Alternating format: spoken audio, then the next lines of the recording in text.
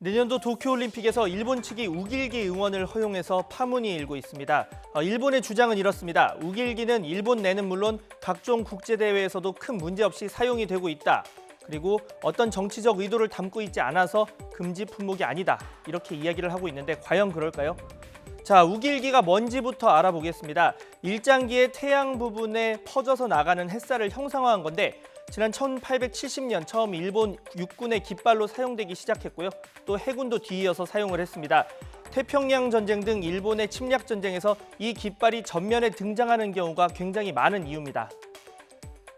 자, 지금도 이 우길기는 일본 자위대의 공식 깃발입니다. 2차 대전 패전 뒤 일본군이 해체되면서 사용이 잠시 중단이 됐었지만 1954년 자위대가 창설하면서 다시 쓰이기 시작한 거죠.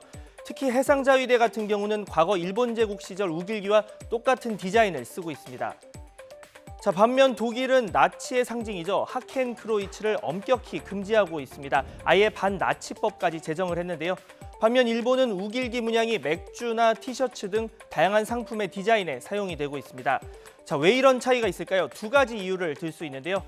하나는 전쟁 주도 세력입니다. 나치는 1차 세계대전에서 패한 독일 제국이 패전한 다음에 갑작스레 등장한 세력이고 그래서 출신부터 기존 기득권층과 큰 차이가 있었습니다.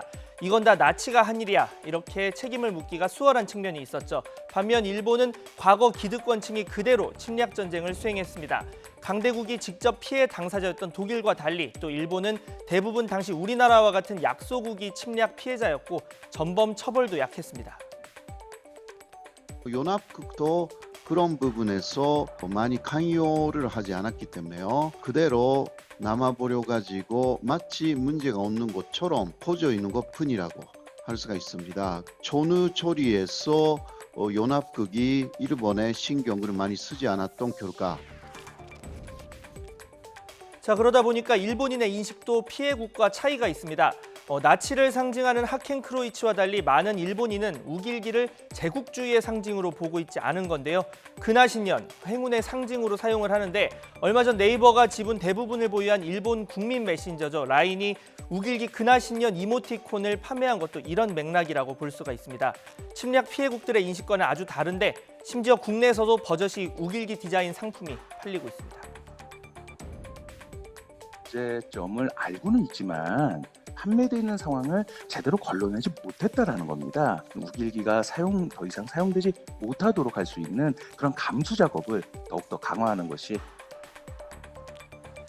자, 하지만 우길기가 일제 침략 전쟁의 선봉에 내걸렸다는 건 분명한 사실입니다.